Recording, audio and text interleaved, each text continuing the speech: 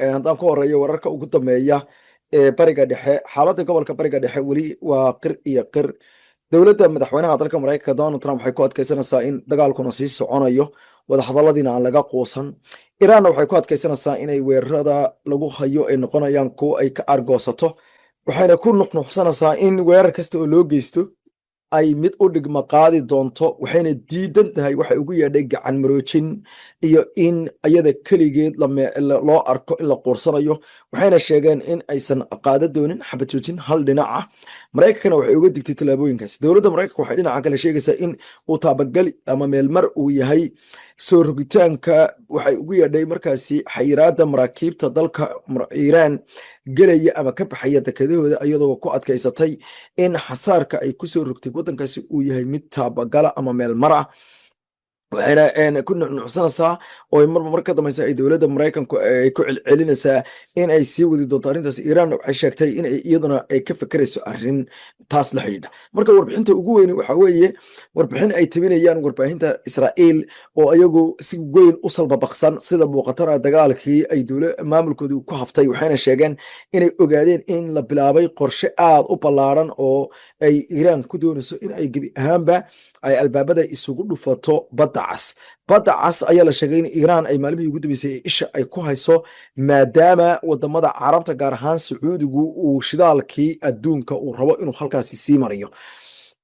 sidaa daraaddeedna sidoo kale warbaahinta ee loo yaqaano France 24 ee dalka Faransiiska ayaa sheegtay in ay qabanqaabadii ugu dambeeyey ee dhinaca qalab khubaro la gaarsiinayo iyo sidoo kale imkaaniyaad kale oo gacanta loo gelinayo ciidamada ilaalada xeebaha ee ururka Xuuthiyiinta ay jiraan, kuwaasoo ayaga la rabo ayay yidhahdeen in ay kasoo dhalaalaan waajibaadkooda shaqo ee ku aadan ama ku saabsan baa layidhi xidhitaanka gacanka baabulmandab iyo sidoo kale badda cas in aan waxba dhaqdhaqaaqa aysan ka dhicin. saalaajkeedna waxaa laga baqayaa laba meelood oo istaraatiiji ah oo badda cas iyo badda cadmeed ku wada yaalla oo laba marin oo midna uu yahay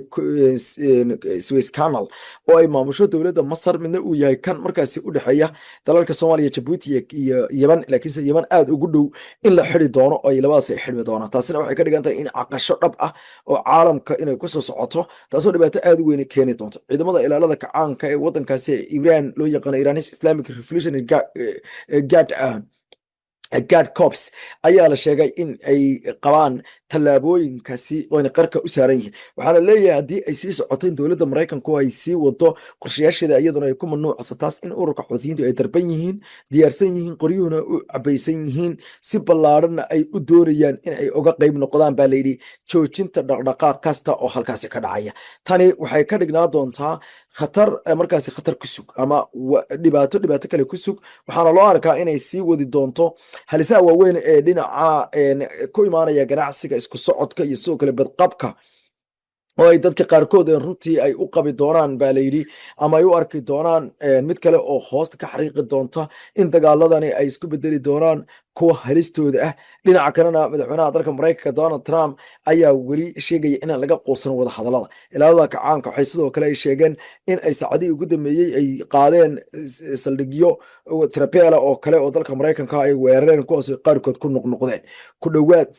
saacad kadib markii dowladda maraykanku ay sheegtay in weeraro cusub ay fulisay ina soo afjartay, gaar ahaana kuwa ilaa iyo saaka ay ku haysay dhinaca koonfureed ee waddanka. ayaa la sheegay in ciidamada ilaalada kacaanku iyaguna markii dambe ay sheegeen intii lagu guda jiray howlgal isku mar ah oo la adeegsanaya ay yidhahdeen diyaarado aan duuliyo lahayn, gantaalo tirabeela, in ay la heleen ay yidhahdeen goobo waaweyn oo warehouses ama bakhaarada waxa loo yaqaano oo kayd hub uu dalka maraykanka uga buuxay. war qoraal ay soo saareen ciidanka ilaalada kacaanka waxay yidhahdeen waxaan sidoo kale beegsanay goobta ay yaaleen diyaaradaha aan duuliyaha lahayn ee nooca MQ-9 ee cadowga ee ku sugan saldhigga cirka ee Cali Al Salim ee dalka Kuwait. waxayna kaloo ay sheegeen in sidoo kale diyaarado kale ay burburiyeen, kuwaasoo ay ku tilmaameen inay saacadii ugu dambeeyey ka takhaluseen. arrintan ayaana muuqata iyadoo dhinaca kalena xogayaha guud ee qaramada midoobay war qoraal uu soo saaray uu uga digay wadamada Iiraan iyo Maraykanka in ay dab ku ciyaaraan. afhayeenka Stephen ninka loo yaqaano Dujarric ayaa sheegay in Antonio Guterres uu aad iyo aad uga anfariirsan yahay kana walaacsan yahay ayuu yidhi markaasi weerarada aadka u ba'an ee dhinacyada dhex maraya, halka ciidamada ay sidoo kale ay sheegayaan in qolo walba ay qolada kale ku eedeynayso in iyadu dagaalka rabto, sidaa daraaddeedna dagaalku inuu sii socdo uu muhiimad khaas leeyahay. dhinaca kalena dowladda Iiraan ayaa sheegtay in wasaaradda arrimaha dibadda looga yeedhay marka safiirka waddanka Britain u fadhiya magaalada Tehran, halkaasoo ay sheegtay in ay dowladda ay uga cadhootay kadib markii xukuumadda sii dhacaysa ee waddanka Britain ay ku dartay waxyaalaha la mamnuucay ama ururada la mamnuucay ciidanka ilaalada kacaanka ee waddanka Iiraan. Waxaana markii dambe la sheegay in gebi ahaanba ay tahay arrintaasi sharci darro, faragelin iyo sidoo kale xadgudubyo waaweyn. Imaaraadka Carabta ayaa iyaguna sheegaya in xalay goor hore uu weeraro ku dhacay, waxayna sheegeen in dalalka carabta weerarada ka soconaya oo dhan ay yihiin kuwo Iiraan ay abaabushay. waxayna u muuqataa inay marmar ka dambaysa ay sii socdaan baa layidhi weeraro Trapela. wakaalada wararka ee Faris News Agency waxay sheegtay in weerarada gantaalaha ee Trapelka ee la qaaday ee ka mid yahay mid lagu qaaday ay yiraahdeen goobta lagu daweeyo caruurta xanuunka kansarka ama kansarka la nool ee qaba ee ay muujinayso in Mareykanku mar kale uusan kala garanaynin caruurta yaryar iyo kuwa markaasi waaweyn. Haddaba intaadan kaga baxo wararka waxay kasoo kordhaa injineersiin uu nila socodsiin doonaan dhinaca kale wararka waaweyn ee injineersiin aad sheegtay waxaa kamid ah warbixin la yaab leh oo soo baxday sidaad sheegtayba wadamada Turkiga iyo Masar ku aadan. warbixinta wadamada Turkiga iyo Masar ee ku aadan in ay labadan dal ay noqdeen kuwo sameynaya qorshayaal waaweyn oo dhinaca dagaalka ah iyo sidoo kale diyaargarow aad u ballaaran ayaa issoo taraya. warbixinaha ayaa lagu ogaaday in labadan dal ay labadii bilood ee ugu dambeeyey ilaa bishii June ilaa iyo bishan hadarta inuu ku jirno ay samaysteen qorshayaal dhowra oo ay ku aadan dhinaca waxaa la yidhi markaasi militariga, iskaashiga iyo sidoo kale wax loogu yeedhay isku diyaarin, isku dhaf ciidamo iyo qalab militari oo la isdhaafsanaya xarumo warshado ah iyo kulamo waaweyn oo aan loo kala kicin ayagoo ka tashanaya xaaladda gobolka ee sii darsanaysa qorshaha Israa'iisha weyn iyo halisaha Trapelka ay labada dal soo galay. waxaana la sheegay in ay inkastoo ay maalin walba ay jiraan heshiisyo la gelayo, laakiin waxaa dhacay bishii June iyo bishan Luuli ee labada dal dhex maray ama Ankara iyo Qaahira in ay yihiin kuwo isugu jira baa layidhi heshiisyo dhinaca militariga, dhinaca diblomaasiyadda iyo sidoo kale dhinaca dhaqaalaha. waxa ay sameeyeen wax loo yaqaano the joint the exercise ama in ay markaasi ay sameeyeen exercise oo ah markaasi inay bardoodan dhinaca cirka ay sameeyeen intii lagu guda jiray 4 bishii June bishii hore iyo 17kii labada dal waxay isweydaarsadeen khubaro ciidan oo si gaar ah loo tababaran oo la sheegay in la qariyay dhammaan diyaaradaha ay isweydaarsanayeen oo laba arrimood ayay ku soo bandhigeen oo bardoodin ah labada dal gudahooda, taasoo lagu tilmaamay in ay muujisay hanaan isdhexgal oo aad u xooggan. militariga dalka Masar ayaase waxay bixiyeen xog yar oo kooban, waxayna sheegeen in ujeedooyinka oo dhan ay ahaayeen in labada dal ciidan ahaan ay isfahmaan hadday biri u baahdaan in ay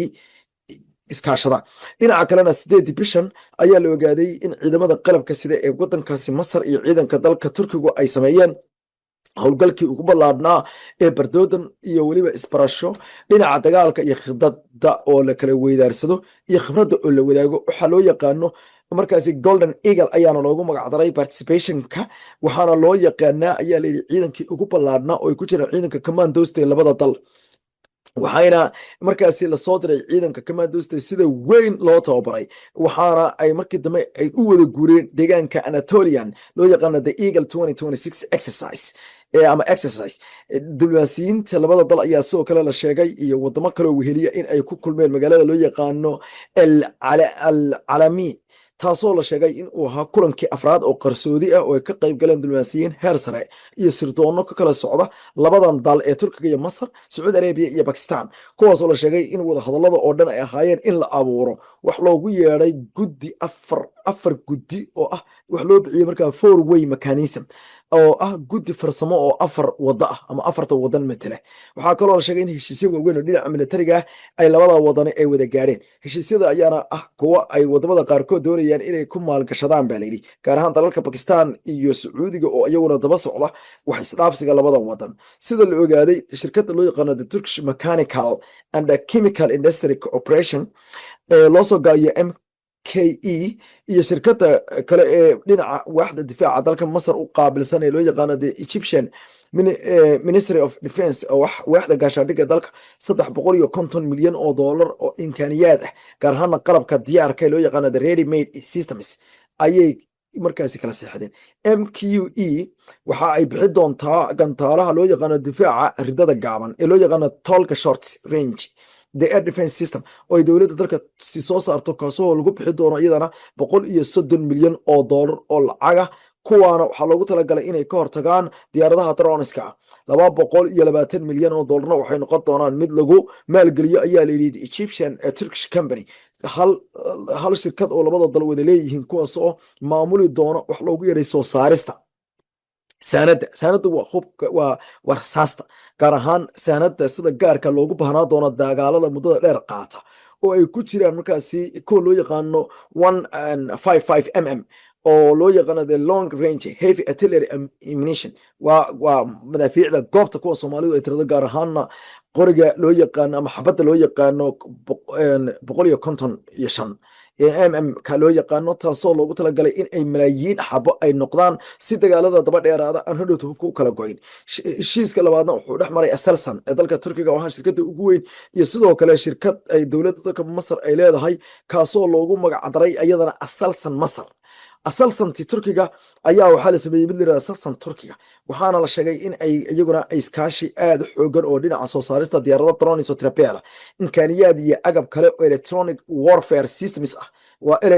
qalab danamaysan oo lagu dagaalamo ay soo saari doonaan. Shirkadda saddexaad ama heshiiska afraad aan dhaho ama saddexaad wuxuu isaguna dhex mari doonaa Hafalsan, shirkad loo bixiyey, iyo shirkad la yidhahdo Egyptian Arab Organization for Industrialization, taasoo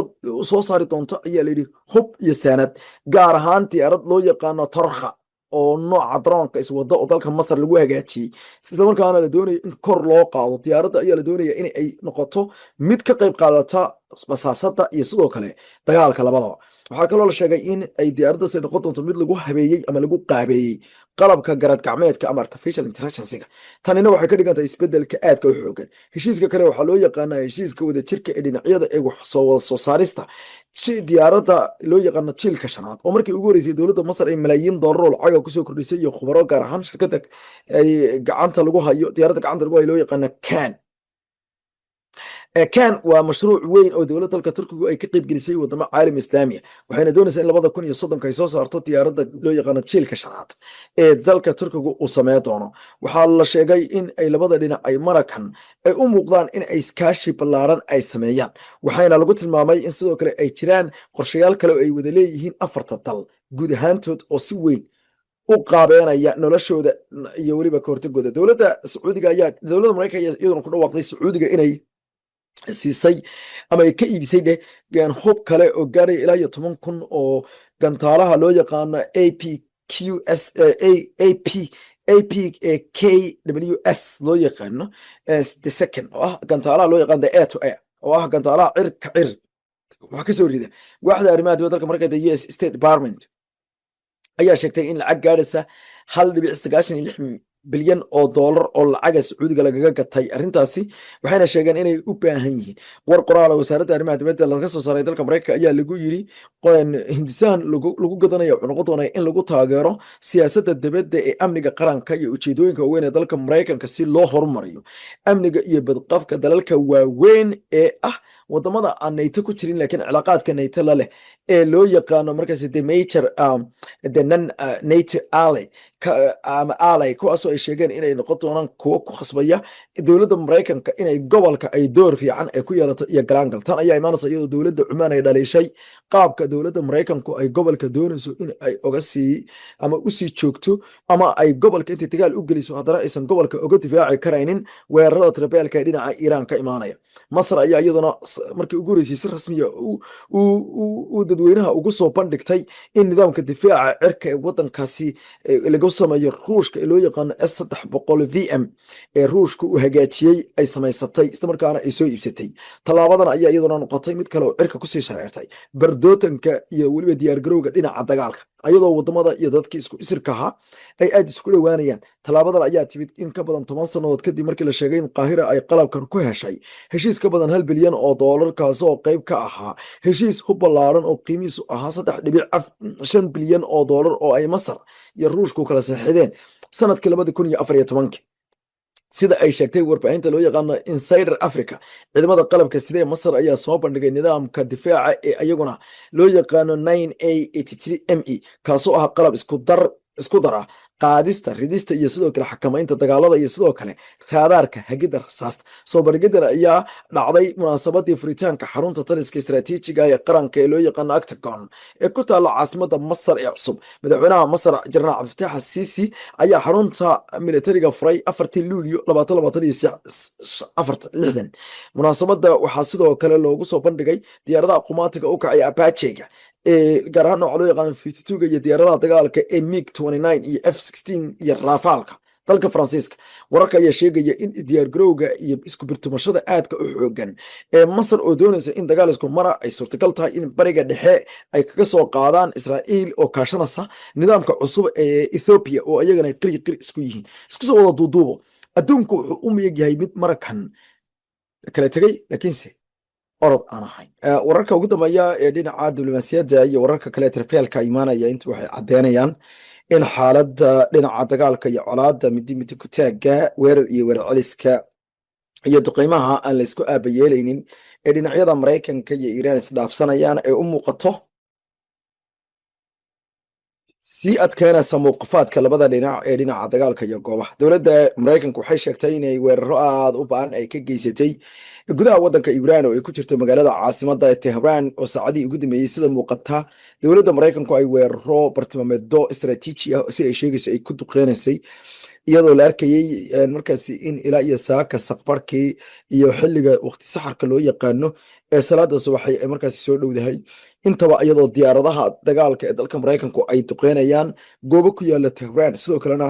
ay dowladda dalka Iiraan ay istaadhay goorsii horeysay ama ay markaasi diyaarisay inay gantaalaha difaaca ee waddankeedu ay isku dayayaan inay ka hortegayaan qaar ka midana imkaaniyaad iyo walxaha dulmarayay ay soo daadinayaan. wariye ku sigan magaalada Tehran ee xarunta waddanka Iiraan oo la yiraahdo Tawxiidi Asadi ayaa sheegay in saacadii ugu dambeeyay la maqlayay qaraxyo waaweyn oo ka dhacayay markaasi caasimadda kuwaasoo isugu jira nidaamka difaaca ee waddanka Iiraan oo isku dayay inay caabiyaan ayadoo sidoo kale sheegay in deegaanka loo yaqaano Baghdasht isaguna uu ka mid yahay qaraxyada meesha laga maqlayay oo gorsii horeysay iyagana laga amaamuday ama laga istaaray ka hortagga weerarada noocan oo kale. wakaalada wararka ee Faris News Agency ayaa sheegtay in gorsii horeysay magaalooyin kale oo ay ka mid yihiin magaalada loo yaqaano Semnan iyo magaalada Khormabad iyagana qaraxyo laga maqlayay taasoo ka dhigan in weer iyo weer celis halkaasi ka soconayaan. taliska ciidamada ilaalada kacaanka waddanka Iiraan ee IRGC ayaa sheegay in magaalada loo yaqaano Andimishk ee gobolka Khuzestan ayagana ay ka dhaceen weeraro kadibna markii halkaasi la isku weeraray oo la isku farasaaray ay soo rideen diyaarado cadowga uu leeyahay bay yiraahdeen oo diyaaradda MQ-9 ee Reaper-ka la yiraahdo dalka Mareykanka ee cawaandiga diyaaradda aan ciidan wadin laakiinse qiimaha sare ku kacda ay iyagana halkaasi ay ku burburiyeen. dhankana waxay sheegeen in ay habeen iyo maalinba weeraradu ay yihiin weer iyo weer celis. militariga Mareykanka xarunta loo yaqaano US CENTCOM ama Central Command ayaa sheegay in ay afgooyeen saaka goor dambe ama markaasi xilliga waagu sida dhabka uu u bariyay weeraradii trapeelka ahaa ee ay ka geysanayeen gudaha waddanka Iiraan. CENTCOM war qoraal ay soo saareen iyo muuqaal wada socdo oo baraha bulshada labadaba ay ku faafiyeen iyo waxay sheegeen waxaan soo gabagabeynay weeraradii ugu dambeeyay oo ahaa markaasi weerarkii afraad ee ka dhanka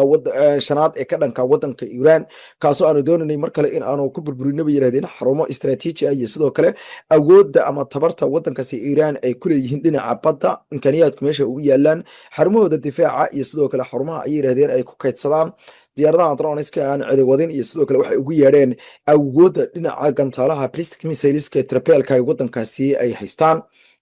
militariga Mareykanka sidoo kale waxay sheegeen in ay dhulka ay duqeeyeen oo maab ahaan ay markii dambe ay soo bandhigeen ay ka mid ka tahay deegaano aan horay weerar loogu qaadin oo ay ka mid ka tahay magaalada loo yaqaano Ahmedan ama Hamdan deegaanada Tabriz Isfahan Shiraz Ahvaz iyo sidoo kale Tehran iyo deegaano kale oo ay ku tilmaameen in ay yihiin dhinaca koonfurta magaalada Mashhad ay sidoo kale dowladda dalkaasi ay sheegtay inay weerarka ay ka geysatay ay ka mid ka tahay. dowladda Mareykanka waxay sheegaysaa marba ka dambaysa in ay qaadayso tallaabooyin ay ugu yeedhay awoodda dalka Iiraan in hoos loo dhigo. dhanka kale madaxweynaha dalka Mareykanka ayaa sheegay inuu ka abaalhayo waxa uu ugu yeedhay waxa muujinaya markaasi niyad wanaag ayuu yidhi ama tallaabo dhinaca wanaagga loo qaaday oo hadiyad nabadeed ah oo lagu haniyeyey ayuu yidhi sii deynta qof muwaadin Maraykana oo ay dowladda dalka Iran ay haysatay xilligan dagaalka lagu jiro isagoo ka hadlayay gobolka Pennsylvania dalka Maraykanka uu ka wado ololaha dhinaca doorashada dalka Maraykanka ololaha dhinaca doorashada dhexe ee dalka Maraykanka ee loo yaqaan the midterm election ayuu wuxuu sheegay ama Pennsylvania ka sheegay in 24 saacadood ka hor ay dadka oo dhan ay arkayeen dagaal laakiinse dhanka kale wuxuu yidhi waxaan rabaa in aan sheego in dowladda dalka Iran ay sii deysay qof muwaadin ah gobadh ayay hadeerta sii deysay oo banaanka wadanka Iran hadda way ka soo baxday xaalad wanaagsan ayayna ku sugan tahay dowladda Maraykanku runtii way ka mahad celinaysaa ayuu yidhi niyad wanaagan iyo gobonimadan ay samaysay dowladda dalka Iran ayuu sheegay tanoo u eg markaasi in uu rabo in uu warka ku qaraabeeyo ugu yaraanna uu ku muujiyo Iran in xitaa mararka qaarkood ay wax wanaagsan sameynayso labada dal ay wuxuun ay dhex marayaan dhinaca kalena shidaalka ayaa cirka isku sii shareeraya iyadoo la sheegay in maalintii shanaad uu shidaalku uu ku sii socdo inuu hawada isku shareero wadamada bariga Asia ayaa suuqyadooda dhinaca shidaalku xiraaciyeen waxaana loo arkaa in weli kor u socodka shidaalka uu ka dhig yahay ama uu ka mid yahay ayaa la yidhi tallaabooyinkii ugu waaweynaa ee muujinaya in shidaalku uu marka dambaysa uu cirka isku sii shareerayo xaaladda dhinaca weerar iyo weerar celisna ay sidoo kale keenayso ayaa layidhi hubanti la-aanta weyn warar kale injineersina sheegtay waxaa ka mid ah arrin taariikhi ayaa ka dhacday dalka Maraykanka taasoo markii ugu horeysay albaabada u furtay in la joogo waqtigii ugu adkaa ee siyaasadda gudaha Maraykanka saameynta Israa'iil ay ku lahayd ay la kulmayso cadaadis aad u ballaaran kadib markii tan iyo intii Israa'iil la sameeyey markii ugu horeysay xildhibaanadii ugu badnaa ee xisbiga dimuqraadiga ee dalka Maraykanku aqlabiyadoodu ay ka codeeyeen dalka markaasi nidaamka Israa'iil in la siiyo ama la sii wado taageeradii lixaad ka lahayd ee 3.3 bilyan ee dollar ee sanadlaha ahayd ee loogu dari jiray hanaanka in ka badan 100 xildhibaan oo xisbiga dimuqraadiga ah iyo ugu yaraan hal xildhibaan oo xisbiga jamhuuriga 104 xildhibaan ayaa markii ugu horeysay isku dayay in ay joojiyaan in laga saaro nidaamka difaaca ee wadanka ama miisaaniyadda wadanka in lagu soo daro lacagta la siiyo Iran lacagta la siiyo Israa'iil taasoo ka dhigan taariikhda markii ugu horeysay qoraalka ay la soo caawiyeen qaar ka mid ah xubnaha xisbiga dimuqraadiga iyo ninka jagada kasii degaya ee GOP-ga ka tirsan xisbiga jamhuuriga ka tirsan Thomas Massie ee laga soo doorto gobolka Kentucky ayaa waxa ay doonayeen in lacagtaasi la laalo inkastoo 104 xildhibaan iyo sheekadu ay ku dhamaatay 314 waxa ay u muuqataa in ay tani tahay taariikh arrinta ugu weyn meesha markaa ka taagan ma aha in lagu guuldaraystay in la meel mariyo qaraarkii Israa'iil in lacagta loo diido laguma guuleysan laakiinse waxa meesha taariikhiga ee dhacay ee dalweynaha Maraykanka oo dhan ay hadal hayaan ama dadkiisa hadal waxa weeye in 104 xildhibaan oo Maraykana markii ugu horeysay taariikh ay ka soo horjeestaan siinta iyo sii wadista taageerada lixaad kale ee Israa'iil la siinayo iyo inkasta oo ay xitaa ay u muuqatay wax walba in la sameeyey xataa saddexda xubnood ee ugu sarreeya ee xisbiga dimuqraadiga ee aqalka Koongareeska dalka Maraykanka ee laga tirada badan yahay ayaa xataa ku kala qaybsamay mid ka mid ah ugu yaraan ayaana taageeray dadka diidaya in lacagta Israa'iil la sii wado labana waa ay weli waxay u kareysay Israa'iil Hakim Jeffries iyo ninka loo yaqaano Beit Agurier ayaa u muuqday inay ayagu ay weli ay taageersan yihiin wixii ay walba u shaqeynayeen Israa'iil inay si taageeraan dagaalka iyo hubka iyo saanada la siinayo laakiinse ninka loo yaqaano the minority whipka Catherine gabadha la yiraahdo Catherine Clark gabadha la yiraahdo ayaa ka codaysay oo ku biirtay dadka doonaya in Israa'iil lacagta laga gooyo xubnaha xisbiga progressive-ka ee xisbiga dimuqraadiga ka tirsan ayaa waxay sheegeen in meel dheer laga keenay qadiyada tusaale ahaan 2 sanadood ka hor ayaa la keenay qaraarkan oo kale 2 sanadood ka hor markii la keenay ee la doonayay in la joojiyo lacagta taageerada Israa'iil la siiyo waxaa kaliya u codeeyay 37 xildhibaan hadeertana waxay u egtahay in laba jibaar ay ka badnaatay oo 104 xildhibaan ay u codeeyeen walow aan lagu guuleysan ka fakir ama daqiiqado kaliya fakir maanta aqlabiyadda dimuqraadiga waxa ay diideen sii wadista balaayiin dollar oo lacag lagu gadanayo hub oo ay ku iibsanayaan militariga Israa'iil ayuu yiri ninka garwadeenka ka ahaa xisbiga dimuqraadiga qaybta hogaamiye markaasi progressive caucus ama congressional progressive caucus Greg Kaiser wuxuuna yiri waxa ay tani tahay waa fariin cad oo loo diray Netanyahu in maalmihiisii sida shuruud la-aanta loo sii jiray ayuu yidhi jeeg cad oo lacagta uu isagu raba uu ku qoranayo iyo dambiyadiisii dagaal ee loola jiray waxaa doonto samee inay dhammaadeen ugu yaraan dulqaadkuu ka dhammaaday xisbiga dimuqraadiga ee dalka ma noqon doonaan ayuu yidhi wax walba sidoodii sidaa daraaddeedna ka feker ayuu yidhi wixii hadda aad sameen lahayd ilhaan cumar oo ka mid a xildhibaanada markaasi sida weyn u ololeeyey ayaa sheegtay in codka u ahaa mid muujinaya sida rasmiga ah ee loo qaatay tallaabooyin ayadoo rashida daalib gabadha loo yaqaano iyaduna ay ku tilmaantay in ay tani tahay guul aad u xoogan oo dadka maraykanka ah dadka matala ay sida rasmiga ah u soo bandhigeen haddaba arrintan waxay israa'iil ku noqotay khatar oo dirqi ayana kaga badbaaday oo ku badbaaday in ay lacagtii sanadkan loo sii daayo saa macnaheeduna waxa weeye inkastay ka badbaaday hadeerta laakiinse maalmaheedii ayaa adkaanaya gaar ahaana in la sii wado dhaqaalaha dalka maraykanka ee gudaha kaga soconaya iyo in la taageero dagaalada aad iyo aadka u xoogan iyo dhibaatooyinka aadka u waaweyn dhinacaas iyo dagaaladeedeen dib ugu noqono iyo barigii dhexe gacanka hormuus ayaa la sheegay isagana in khilaaf aad u ba'an uu ka taagan yahay maraakiibta qaarkood ayaa markii labaad iyo markii saddexaadba waxay ku jahawareersan yihiin awaamiir kala duwan oo ka kala imaanaysa maraykanka iyo iiraan sidaa daraaddeed waxaa soo badanaya maraakiibta diidaysa inay qaadato markaasi talooyinka ka imaanaya militariga dalka maraykanka oo ay qaarkood kadib markii ay ku khaldameen inay qaataan awaamiirta ciidamada qalabka sida dalka maraykanka ee badda ka agdhow kuwaas maraakiibta intay khadka kula soo hadlaan u sheegaya inay socdaan dhowr marka markii la burburiyena dhowr maraakiibta badankoodii way diideen in ay dhegeystaan awaamiirtaasi waxayna sheegeen inaysan hadeerto aysan qaadan karaynin awaamiirtaasi waxayna ku tilmaameen in haddii ay qaataan oo maraykanka ay dhegeystaan aysan ka badbaadi karaynin diyaaradaha droniska ee dalka iiraan ee iyagu habaysan taasoo ay ku jirta diyaaradda hoolan ee shahiid loo yaqaano taasoo ku duldhacaysa mar alaale markii ay maraakiibtaasi isku dayaan inay dhaqaaqaan aagaasi maraykanku gebi ahaanba uma muuqdo inuu xaaladda isagu uu masalo ayay qaar ka mid a shirkadaha waaweyn ay sheegeen mid ka mid a dadka aadka ula socday arrinta oo la yidhahdo topchon solfit ayaa kula taliyey maraakiibtu in aysan haba yaraatee aysan qaadan khatar shirkadda wuxuu ka tirsan yahay loo yaqaana frisky maplecroft wuxuuna uga digay in haddii la sii wado qaadashada awaamiirta maraakiibta maraykanka ee dagaalka ee aagaga ka fog ee odhanaya maraakiibta soo socda kadib in ay dhala doonto ayuu yidhi markaasi halis aad u xoogan oo aan la hubin meesha ay ku dhammaan doonto ayagoo dhinaca kalena sheegay in khatartu ay marmar ka dambeysa isku soo tarayso sida loo arki karo iyo inta la arki karayn inta ka badan dhinaca kalena waxaa sii soconaya weerarada aadka u baan ee dowladda maraykanka iyo iiraan u dhexeeya dowladda iiraan waxa ay sheegaysaa inay dhankeeda ay sii wadi doonto weerarada ay ku qaadayso wadamada hoyga siiyey ay yidhaahdeen wadanka maraykanka oo ay ku jirto wadanka loo yaqaano kuwait iyo sidoo kale baxrayn oo ay ugu darraadeen xarunta loo yaqaano cali al salim ayaa ciidamada ilaalada kacaanka waxay ku celiyeen ee dalka kuwait in ay burburiyeen wakaalada wararka irib ayaa sheegtay in gorsii horeysay weeraro lagu qaaday gaar ahaan xarunta sida gaarka ah ee ciidamada dalka maraykanku ay u dhigteen waxay ugu yeedheen raadaara gaara ee ziram taasoo ay sheegeen inay burbur aad xoogan ay ka geysteen markii labaad waxayna sheegeen in dhaqdhaqaaqa maraakiibta iyo sidoo kale waxay ugu yeedheen kuwa diyaaradaha dagaalka intuba ay u muuqdaan kuwa sii dirsanaya dhinaca kalena dowladda dalka maraykanka ayaa jasiirada ay ku muransan yihiin dalalka iskutaga imaaraadka carabta iyo sidoo kale dalka isutaga imaaraadka carabta iyo sidoo kale wadanka loo yaqaano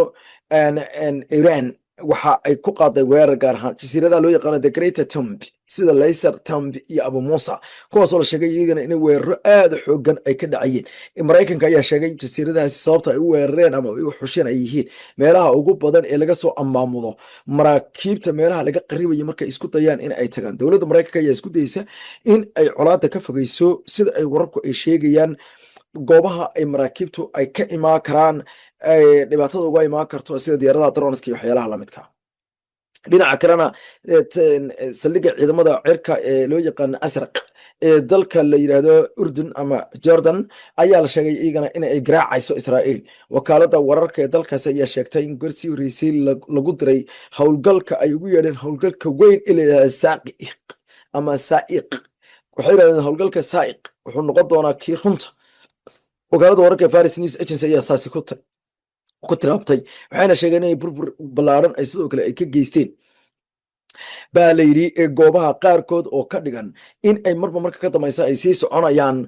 iskuday ay dowladda dalka maraykanku ay ku doonayso iyaduna inay ku fogeyso. dhanka kale dowladda maraykanka ayaa la sheegay in ay daneynayso in howlgal military oo kooban dhowr jasiiradood lagu qaado oo ay ka midka tahay howlgal dhinaca dhulka ah. warar soo baxaya ayaa sheegaya dowladda maraykanku aysan meesha ka saarin howlgal military oo dhinaca dhulka, gaar ahaan jasiiradaha qashiim, kiish iyo sidoo kale abu muusa islandska kuwa loo yaqaano ama jasiiradaha abu muusa, kuwaasoo ah kuwo ay sheegeen inay lafdhabar u yihiin xukumidda iyo maamulidda ama hagista ayay yidhaahdeen maraakiibta ee gacanka hormuus, waa siday warka u dhigeen. mid ka mid a wariyaasha ku sugan dalka iiraan ayaa sheegay in dowladda dalka iiraan laakiinse ay u sheegtay cid walba haddii isku day ciidamada dalka maraykanka oo dhinaca dhulka ay isku dayaan ay ka dhici doonto goobtaasi fadeexad iyo qabqabasho. madaxweynaha dalka maraykanka Donald Trump ayaase mar kale ku celiyey inkastoo dagaal military oo xaaladdu ay xaalad military tahay, haddana waxa uu sheegay inaysan haba yaraatee aysan ka ahaa doonin oo aysan jooji doonin dhinaca kale xalka diblomaasiyadda. wuxuuna madaxweynaha dalka maraykanka Donald Trump uu sheegay in xalka diblomaasiyaddu uu noqon doono mid marka ka dambaysa la sii wado, isagoo oo yidhi waa suurtagal in aanu xal ahaan aanu gaadhno. wadamada Kuwait, Bahrain iyo sidoo kale wadanka Urdun waxay noqdeen wadamada ugu badan ee Iiraan isaaka ku quraacatay, xalayna ay ku suxuratay. weerarada ugu badan halkaasi ka dhacayeen mir iyagoo isugu jira jarmaado intuba, waxayna ciidamada ilaalada kacaanka wadanka Iiraan dhanka kale ay sheegeen inay difaaceen magaalooyinkii ugu dambeeyay weerarka maraykanku ku qaaday oo ka mid tahay magaalada loo yaqaano Baghdad iyo sidoo kale Barchin. waxayna sheegeen labadaba inay ku difaaceen gantaalaha difaaca iyo magaalada Tehran ee xarunta wadankaasi Iiraan. laakiin dowladda dalka Urdun ayaa dhinaca kale sheegtay in ay markaasi ku dhowaad 10 gantaalaha ee loo yaqaano kuwa ballistic missileska ah ay soo riday ama ay qabqabatay. wakaalada wararka ee xukuumaddaasi ku hadashay afkeeda loo yaqaano Petra ayaa sheegtay in ay qabqabatay oo ay ka hortagtay, gaar ahaana taliska ciidamada yiraahdeen aqoonta leh ee Royal Engineering Corps loo yaqaano iyo kooxaha farta ka xidhan ayaa taa ku guuleystay. ra-iisul wasaaraha wadankaasi Ciraaq Cali al-Saciidi ayaa isaguna sheegay in weeraradii ugu dambeeyey ee ilaa xalay lagu hayay dhulka maamul goboleedka Kurdistan, gaar ahaan waqooyiga Ciraaq, ay ka tarjumayaan buuri sida ay u Iiraan ay marmar ka dambaysa ay usii wado weeraro arxan darra. inkastoo magaca Iiraan soo qaadin, haddana wuxuu yidhi tani waxa weeye waa khatar kale oo muujinaysa xasiloonida iyo amniga iyo madax banaanida wadankeena Ciraaq. wuxuuna sheegay in arrin aad iyo aad u foolxun ay tahay. dhinaca kalena shirkadda loo yaqaano Lloyd List oo ka mid ah shirkadaha waaweyn ee la socda dhaqdhaqaaqa maraakiibta iyo kuwa rara maraakiibta ayaa sheegay in dhaqdhaqaaqa maraakiibta uu yahay mid aan laisku hallee karaynin. dhinaca kalena garoonka diyaaradaha ee loo yaqaano Simnaan oo la sheegay in dowladda maraykanku ay weerar ka qaaday ayaa la sheegay inaan cid waxba ku noqonin. dowladda Iiraan ayaa sheegtay in ay qaabaysay qaabka ay uga hortegi doonto weerarada. Iiraan waxay sheegtay dhinaca kalena in kaabayaasha dhaqaale ee gobolku ay ku xidhnaan doonaan mustaqbalka sida loola dhaqmo kaabayaasheeda dhaqaale. haddii kaabayaasheena dhaqaale ee militariga iyo kuwa markaasi civilianka ama rayidka la waxyeeleeyo, waxaan inaguna ku khasbannahay inaguna inaynu qaniino kuwa kale. arrintan waxay noqon doontaa midi ku tagayay ka digeen, iyagoo dhinaca kalena sheegay in weerarka lagu qaaday Khantaab iyo markaasi bartamaha gobolka loo yaqaano Markaasi ay muujiyeen in uusan dagaalku ahayn mid mabda leh, laakiinse uu yahay waan ku dhibaateynaya intaan ku dhibaatee karo, annaguna takaliyan ku xisaabtami karnaa. waxa weeye yidhahdeen waanu idi qaniinana intaan idi qaniini karno. waxayna ku sheegayaan warba uu ka dameeyo dagaaladu inuu noqon karo mid aad iyo aad u fool xun, ayadoo qaar ka mid a diblomaasiyiintu ay isku dayayaan in wax la bambaariyo, haddana ma muuqato wax weyn. Bahrain, Kuwait waxay leeyihiin howlgalka qaarkood wuxuu u egyahay kuwa aad u fool xun, waxayna leeyihiin si ula kaca ayaa la rabaa in loo bartilmaameedsado ay yidhaahdeen markaasi ee goobaha qaarkood. dhinaca kalena waxaa ka jirta gudaha dalka Maraykanka arrimo waaweyn oo ku aadan ugaarsi lagu sameynayo dadka saraakiisha dowladda ka tirsan ee wararka dusiya. waxaana la sheegay in shaqaalaha aqalka cad ay ku amartay agaasimaha aqalka cad gabadha loo yaqaano Susie Wells in ay telefoonadooda damiyaan, isla markaana ilaa iyo marka ay shaqeynayaan xilliga ay shaqada ku jiraan oo dhan aysan telefoonadooda isticmaali karayn. kadib markii la ogaaday war ku saabsan diyaaradda madaxweyne Donald Trump ee dalka Qatar ay siisay ee toddobaadkii hore ay ka xumaatay sida wararku ay sheegayaan, kadib waxaa la sheegay in madaxa hay'adda FBI da dalka Maraykanka Kash Patel oo ku sii socday gobolka Illinois magaalada Chicago gobolka Illinois in loogu yeeray Washington, loona sheegay in uu baaritaan kula sameeyo dadka wararka dusiya. wararka qaarkood ayaa sheegaya in qof uu kadibna soo qayladhaamiyey oo uu email u soo diray isla markaana uu u sheegay in ay muhiim tahay fahamka dhabta ah ee ku saabsan in shaqaalaha la curuqeed doono oo dhibaatooyin lagu sameyn doono. sidaa daraaddeedna haddii qaar ka mida dadka shaqaalaha la weydiiyo su-aalo ku saabsan in laga shakisan yahay, waxay xaq u leeyihiin inay la xidhiidhaan qareenkooda ama waxda dhinaca la socodka xuquuqda rayidka. dalka maraykanka waa mamnuuc in dadka dowladda inay ka sheegaan baaritaan lagu sameeyo. laakiinse madaxweyne Donald Trump ayaa sheegaya inuu xaq u leeyahay in dadka isaga u shaqeeya haddii ay wararkiisa gudbiyaan inuu shaqada ka cayriyo. laakiin dowladda dalka maraykanka hay-adaha dusha ka ilaaliya sida kuwa garsoorka ayaa ka digay in aan qofna loo eryi karaynin xog aan ku saabsanayn amniga qaranka ama basaasiduu cid sheeyaa siiyey, oo ay la mid tahay inuu warbixino iska caadi ah uu siiyey warbaahinta dalka maraykanka aan loo eryi karayn, taasoo ka hor imaanaysa qodobka koowaad ee dastuurka dalka maraykanka ee xorriyadda qowlka, taasoo ah in la sheego wax alaale wixii xoga ee la ogaado ee markaasi aan samaynaynin ayaa layidhi, ama aan macno gaara aan samaynaynin. iyadoo ay marmar ka dambayso haddaba ee arrimaha qaarkood ay halkaasi batorinayaan, qadiyaadka qaarkoodna ay u egyihiin kuwo qaraadh oo macno kale samaynaya. dowladda maraykanku waxay ku adkaysanaysaa in ay sameyn doonto tallaabooyin isbedel ah, iyadoo madaxweyne Donald Trump uu dhinaca kale uu sheegayo in isbedelada la sameyn doono ay noqon doonaan markaasi kuwo aan yarayn oo aan xataa in yarna aan sahlanay. wararka dabashana qiimaha male waa calaa dhinaca dibnasadaan kusoo dhaweeyin jiray yaasiin wararkii ugu dambeeyey ee dunida. yaasiin, daawadayaal intaas ayaanu ku saafmeeraynaa barnaamijkeena aad ku dhegaysanayseen ama ku daawanayseen xogihii ugu dambeeyey ee markaasi xiisada ka dhex taagan Mareykanka iyo Iran ee bariga dhexe. intaan ku kulmi doono barnaamijyada dambe ee markaasi aanu mar walba idinku soo gudbin doono wararkii ugu dambeeyey xogaha. sidaas iyo nabadgelyo.